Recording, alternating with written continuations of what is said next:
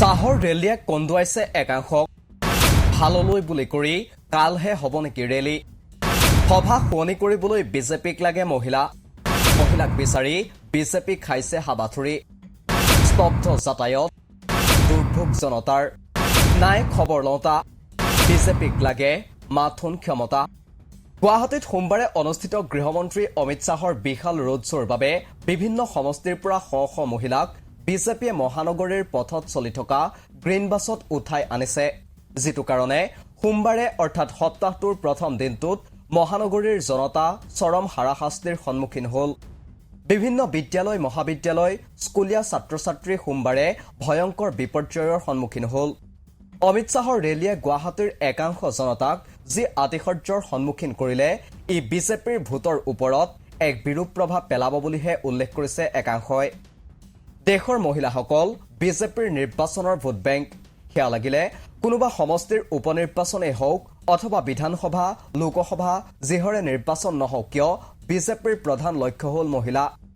প্ৰধানমন্ত্ৰী নৰেন্দ্ৰ মোদীয়ে যেনেকৈ বিজেপিক লক্ষ্য কৰি লৈছে ঠিক তেনেকৈ অসমৰ মুখ্যমন্ত্ৰী ডক্টৰ হিমন্ত বিশ্ব শৰ্মাই লক্ষ্য কৰি লৈছে অসমৰ মহিলাসকলক প্ৰধানমন্ত্ৰী মোদীয়ে প্ৰায় প্ৰতিখন জনসভাতেই মহিলাক লক্ষ্য কৰি কৈছে যে কংগ্ৰেছ ক্ষমতালৈ আহিলে মহিলাৰ মংগলসূত্ৰ গহনা কাঢ়ি ল'ব আনকি দুটা ঘৰ দুখন গাড়ী থাকিলে সেয়াও কংগ্ৰেছে কাঢ়ি ল'ব বুলি উল্লেখ কৰি আহিছে একেটা সময়তে অসমৰ মুখ্যমন্ত্ৰী ডক্টৰ হিমন্ত বিশ্ব শৰ্মায়ো প্ৰচাৰ চলোৱাৰ সময়ত কেৱল মহিলাক উদ্দেশ্য কৰিয়েই ভাষণ দিছে মহিলাক অৰুণোদয় দিয়া অৰুণোদয় নোপোৱাসকলক অৰুণোদয় দিয়া লাখপতি বনোৱা আদি বিভিন্ন ঘোষণা কৰি মহিলা ভোটাৰক আকৰ্ষিত কৰাৰ চেষ্টা কৰি আহিছে মুখ্যমন্ত্ৰী ডক্টৰ শৰ্মাই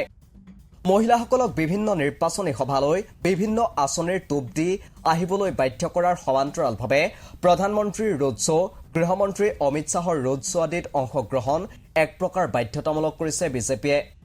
হাতে হাতে বিজেপিৰ পতাকালৈ বিভিন্ন ৰেলীত অংশগ্ৰহণ কৰিবলৈ বিজেপিয়ে বাধ্য কৰাইছে মহিলাৰ ভোটেৰেই মধ্যপ্ৰদেশত বিজেপি পুনৰবাৰ ক্ষমতালৈ আহিল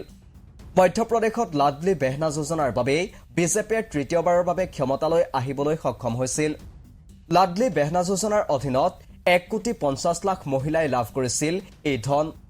মাত্ৰ 1250 টকা পায়ে মধ্যপ্ৰদেশৰ মহিলাই হিয়াউজাৰী ভোট দি বিজেপিক জয়যুক্ত কৰিছিল অৱশ্যে বিজেপি দলে মহিলাক ভোটৰ বাবে টোপ হিচাপে ব্যৱহাৰ কৰিলেও কিন্তু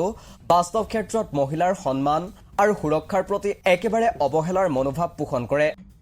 মহিলা মল্লযোদ্ধাসকলে ইয়াৰ উৎকৃষ্ট উদাহৰণ বিজেপিৰ এগৰাকী সাংসদ ব্ৰিজভূষণ চৰণ সিঙৰ বিৰুদ্ধে কোনো পদক্ষেপ লোৱা নাছিল দল তথা চৰকাৰৰ তৰফৰ পৰা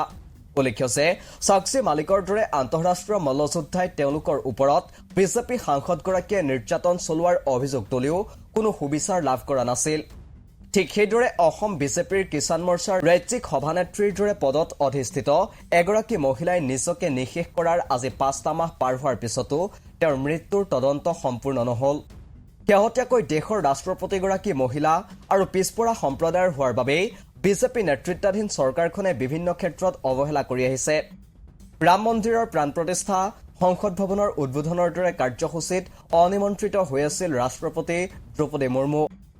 দেশৰ ইমানকেইখন ৰাজ্যত বিজেপি চৰকাৰ থকাৰ পিছতো বিজেপিয়ে কোনো এখন ৰাজ্যতে মহিলাক মুখ্যমন্ত্ৰী পদত অধিষ্ঠিত কৰা নাই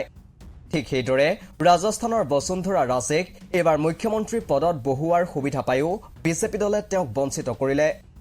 এইবোৰৰ পৰা এটা কথা স্পষ্ট যে বিজেপিয়ে মহিলাক কেৱল ভোটৰ স্বাৰ্থত আৰু সভা শুৱনি কৰিবলৈ ব্যৱহাৰ কৰি আহিছে আনকি অসমতো বিজেপিয়ে প্ৰাৰ্থিত্ব প্ৰদানৰ ক্ষেত্ৰত মহিলাক প্ৰাধান্য দিয়া নাই